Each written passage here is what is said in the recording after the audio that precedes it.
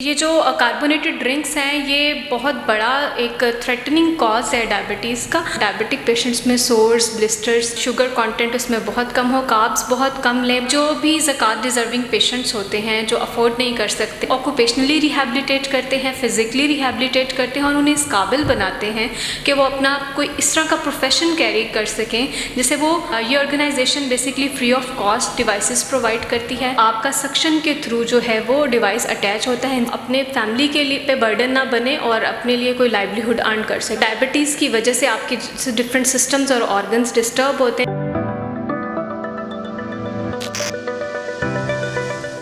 अस्सलाम वालेकुम नाज़रीन, मैं खलील अल चौधरी और आज हम आए हैं डॉक्टर अक्सर साहिबा के पास।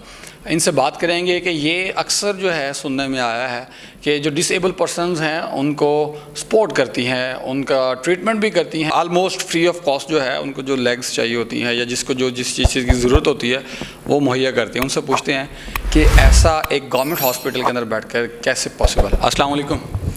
जी वालेकुम अस्सलाम। क्या हाल है डॉक्टर साहिबा? जी अल्हम्दुलिल्लाह, मैं बिल्कुल ठीक। अच्छा, ये जो हमारी ऑर्गेनाइजेशन है association of rehabilitation for physically disabled helping hearts caring souls, ये फ़ंड रेज़ करती है बेसिकली।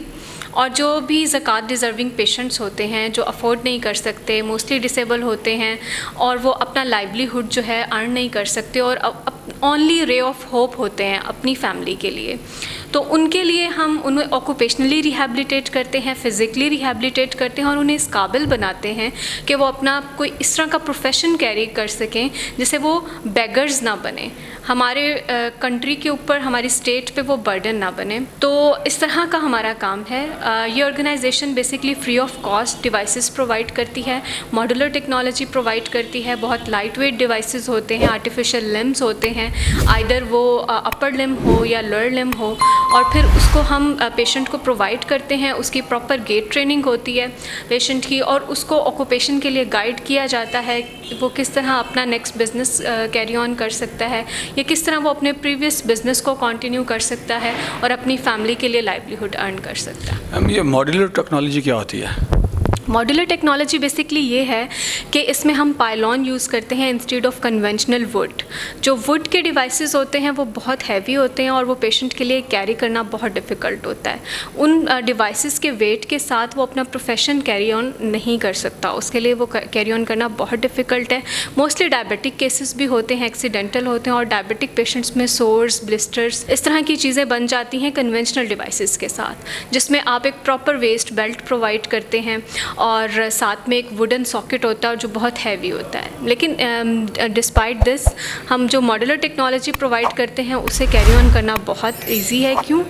क्योंकि उसमें जो है वो आपका सक्शन के थ्रू जो है वो डिवाइस अटैच होता है इंस्टेड ऑफ बेल्ट्स और वो बहुत लाइट वेट होता है। उसमें पाइलॉन यूज़ होती है इंस्टेड ऑफ वुड और जो है मटेरियल्स इस तरह के लाइट वेट होते हैं कि वो पेशेंट अपना ऑक्यूपेशन जो है वो ईज़िली कैरी ऑन कर सकता है।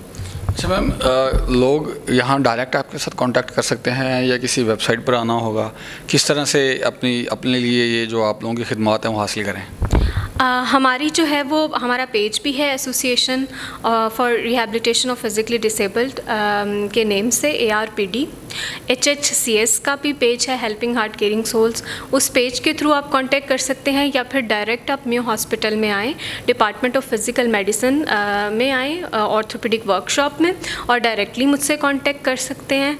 और अगर वो हमारे क्राइटेरिया में फॉल करता है, यानी कि वो ज़कात डिज़र्विंग है और पेशेंट अफोर्ड नहीं कर सकता, तो वो हम उसे डेफिनेटली कंसिडर करते हैं और अंडर 50 पेशेंट को हम ज़्यादा प्रायोरिटाइज़ करते हैं। क्यों? ताकि वो अपने फैमिली के लिए पे बर्डन ना बने और अपने लिए कोई लाइवलीहुड अर्न कर सके, क्योंकि 50+ लोगों के लिए फिर लाइवलीहुड की तरफ जाना, प्रोफेशन कंटिन्यू करना डिफ़िकल्ट होता है। अच्छा मैम, ये जो लोग देख रहे हैं हमारे व्यूवर्स, वो अगर डोनेशन देना चाहें तो उसका क्या प्रोसीजर है? डोनेशन के लिए जो हमारे पेजेस फेसबुक पे मैंने मेंशन किए हैं, ARPD का पेज भी है, HHCS का पेज भी है, उस पे बैंक अकाउंट्स के नेम मेंशन हैं, बैंक अल हबीब के अकाउंट्स हैं, वहाँ पर जाके वो डोनेशन दे सकते हैं या वहाँ पर जो ईमेल है और फ़ोन नंबर्स अवेलेबल हैं उन पे कांटेक्ट करके वो फ़ंड रेजिंग में हमारी हेल्प कर सकते हैं। अच्छा मैम, मैंने ये कुछ अर्से से नोट किया है कि जो डिसेबिलिटी है वो बढ़ती जा रही है, इसकी क्या वजूहत हैं वो ज़रा नाज़रीन को बताएं ताकि उसके ऊपर हम प्रिकॉशनरी मेजर्स ले सकें और इस तरह की डिसेबिलिटी ना बढ़े? बस एक तो हमारे पास ट्रैफिक एजुकेशन में हम लैक कर रहे हैं, हमारे लोग जो हैं वो हसल बसल में और ट्रैफिक रूल्स को फॉलो नहीं करते, एक्सीडेंटल केसेस बहुत बढ़ते हैं। और दूसरा हमारा जो स्टेट है वो डबल बर्डन ऑफ डिजीज़ जो है वो कर रहा है फेस, जिसमें डायबिटीज़ जो है वो टॉप मोस्ट पे है। और डायबिटीज़ की वजह से आपकी डिफरेंट सिस्टम्स और ऑर्गन्स डिस्टर्ब होते हैं, जिसकी वजह से फिर आप एम्पुटेशन की तरफ हमें पेशेंट को लेकर जाना पड़ता है, क्योंकि वो सोर्स की वजह से गैंग्रीन और इस तरह की चीज़ें ज़्यादा स्प्रेड होती हैं। डायबिटीज़ के बारे में क्या, फिर डाइट के बारे में बताएं? बस हम अपने प्रॉपर डाइटरी इनटेक करें, शुगर कंटेंट उसमें बहुत कम हो, कार्ब्स बहुत कम लें, रिच इन प्रोटीन हो, आपके फैट्स लिपिड्स कम हो, और जो है वो आप प्रॉपर एक्सरसाइज करें, अपनी एक्टिव रहें, डेली लाइफ रूटीन कंटिन्यू करें, वेजिटेबल्स पर आएँ, और जो है वो शुगर इनटेक कम होगा तो डेफिनेटली फिर हम इन चीज़ों को अवॉइड कर सकते हैं। अच्छा मैम, आखिरी सवाल मुझे एक और बताइएगा, ये जो ड्रिंक्स हम ले रहे होते हैं, कोल्ड ड्रिंक्स, और हमारे नौजवान मैंने देखा है कि वो बहुत ज़्यादा एडिक्टेड हैं, मैं नाम नहीं लेना चाहता किसी भी कंपनी के एक मशरूब का, तो उसके बारे में आप क्या बताएंगे? ऐसे कुछ केसेस भी आए हैं?